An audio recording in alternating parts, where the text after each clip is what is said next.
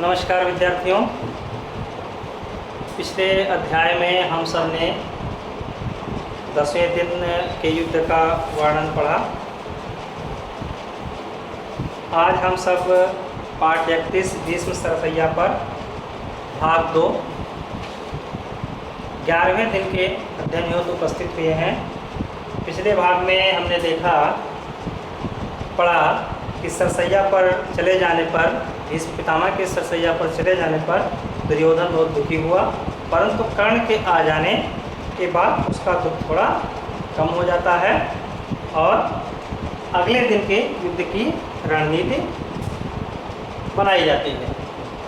दुर्योधन और कर्ण इस बारे में सोच विचार करने लगे कि अब सेनापति किसे बनाया जाए, क्योंकि अभी तक सेनापति के पद पर भीष्म पितामह जी ही नियुक्त थे और उनके सरसैया पर चले जाने के बाद प्रश्न उठता है कि नया सेनापति किसे नियुक्त किया जाए।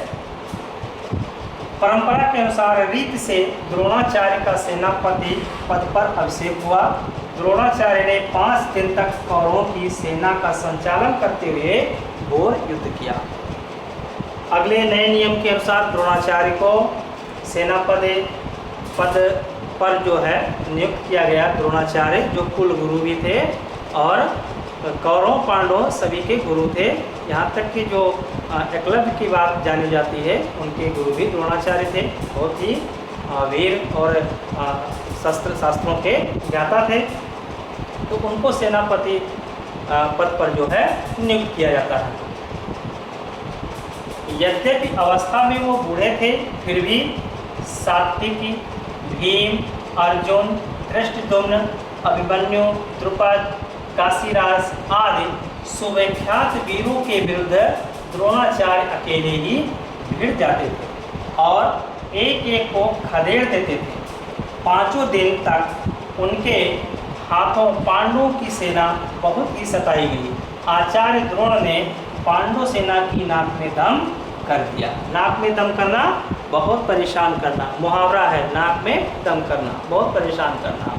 यद्यपि अवस्था में वो बूढ़े थे, द्रोणाचार्य जी अवस्था में बूढ़े थे, वृद्ध थे, फिर भी सात्विकी कौन था? महाभारत में एक वीर योद्धा है जो यादवों का सेनापति था और ऐसे कह सकते हैं कि श्री कृष्ण की सेना का प्रमुख अधिकारी भी था। वह धृष्टद्युम्न कौन था? पांचाल नरेश जो द्रुपद थे उनका पुत्र था और द्रौपदी का भाई। द्रुपद, काशीराज, काशी के राजा काशीराज किसको कहा जाता है? काशीराज जो है वह अश्वसेन को कहा जाता है। आज सुविख्यात बहुत ही प्रसिद्ध जो वीर थे, विख्यात थे, उनको द्रोणाचार्य ने अकेले ही बहुत परेशान किया। उनसे भिड़ जाते थे और अकेले उनको बहुत परेशान करते थे।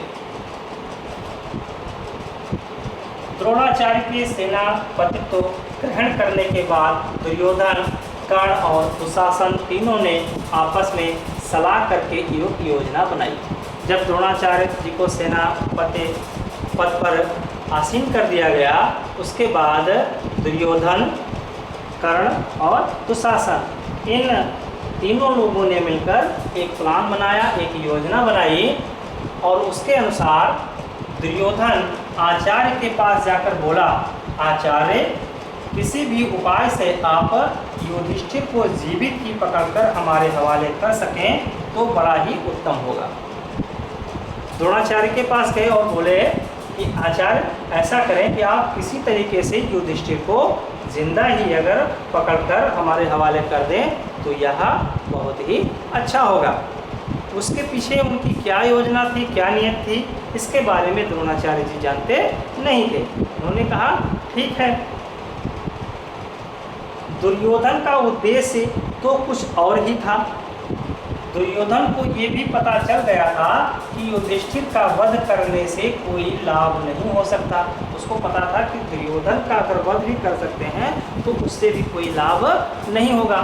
इसलिए उन्होंने कोई ऐसी योजना बनाई जिसके तहत उनको जीवित पकड़ने के लिए द्रोणाचार्य जी से कहा। इसके विपरीत यदि युधिष्ठिर को जीवित पकड़ लिया जाए तो युद्ध भी शीघ्र ही बंद हो जाएगा और जीत भी कौरवों की होगी। यदि जीवित पकड़ लिया जाता है युधिष्ठिर को तो युद्ध जल्दी बंद होने की संभावना थी और इस तरीके से कौरवों की जीत भी हो सकती थी। थोड़ा राज्य युधिष्ठिर को देने का बहाना करना होगा, सो वह कर देंगे और बाद में फिर जुआ खेलकर सहज ही में उसे वापस छीन भी लेंगे।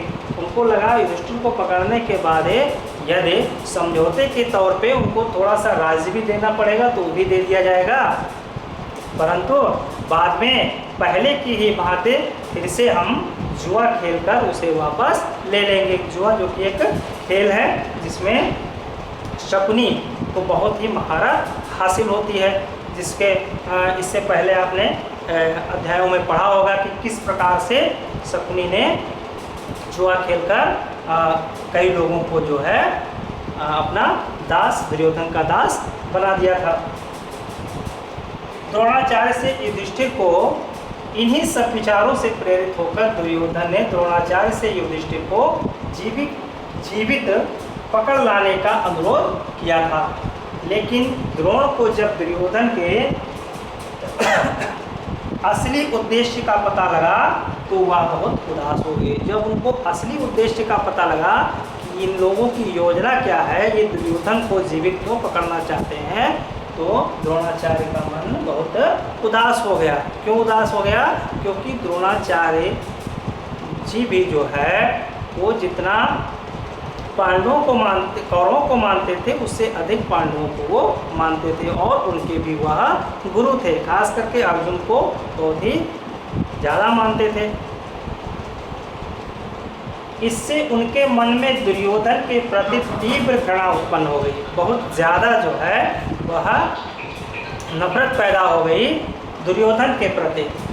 क्यों दुर्योधन के प्रति क्यों नफरत पैदा हो गई? क्योंकि उनकी योजना का द्रोणाचार्य जी को पता चल गया।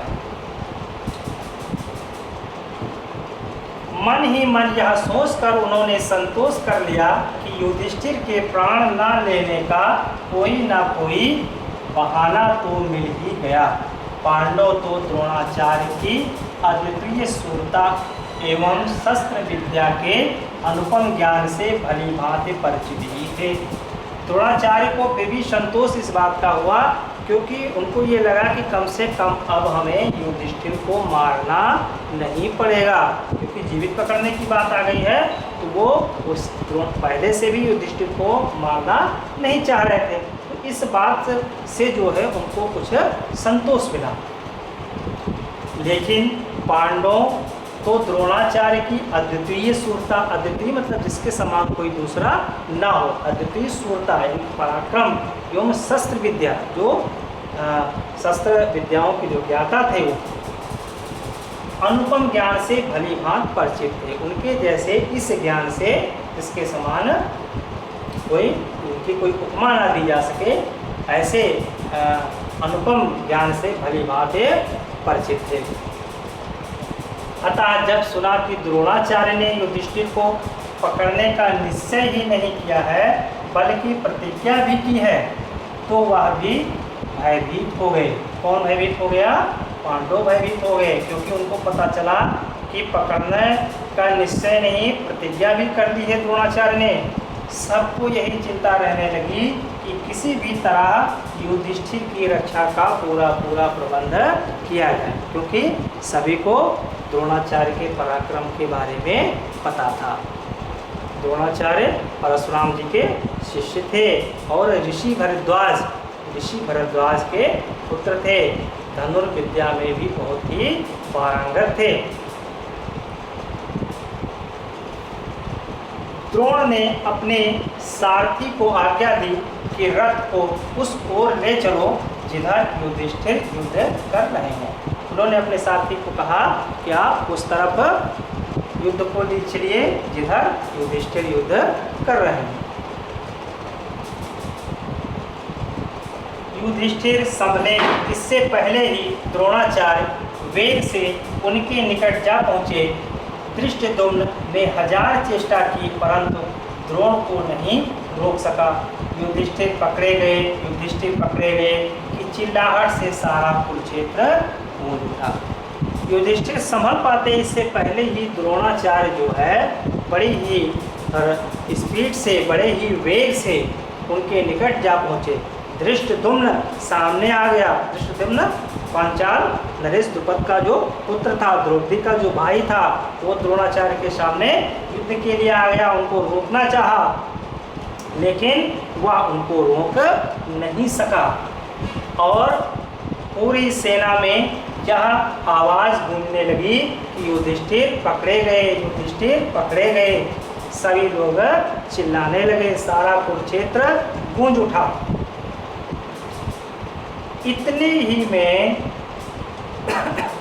इतने में ही एकाएक ना जाने कहाँ से अर्जुन उधर आ पहुँचा और अर्जुन के गांडीव से बाणों की ऐसी अविरल बौछार छूट रही थी कि कोई देख ही नहीं पाता था कि कब बाण धनुष पर चढ़ते और कब छूटते थे। अर्जुन वहाँ आ जाते हैं और अर्जुन के गांडीव से जो है वो ऐसे बाण चलने लगते हैं कि वो किसी को पता ही नहीं चलता है कि कब बाण धनुष पर चढ़ते हैं और कब छूट जाते हैं। ऐसा क्यों? क्योंकि गांडीव के बारे में, जो गांडीव एक दिव्य धनुष था जिसको अग्नि देवता ने अर्जुन को प्रदान किया था। कोई सामान्य धनुष नहीं था, वो दिव्य धनुष था, अग्नि देवता ने उनको दिया था। और इस तरीके से वह बहुत तेजी से बाण चलाने लगे। कुरुक्षेत्र का आकाश बाणों से भर गया। इतने ज़्यादा बाण चले कि सारा आकाश जो है वो बाणों से भर गया। इस कारण सारे मैदान में अंधकार सा छा गया। अर्जुन के हमले के कारण द्रोणाचार्य को पीछे हटना पड़ा। जब बीच में अर्जुन आ जाते हैं और गांडीव धनुष से तीर पर तीर चलाने लगते हैं, उसके बाद द्रोणाचार्य को पीछे हट जाना पड़ता है।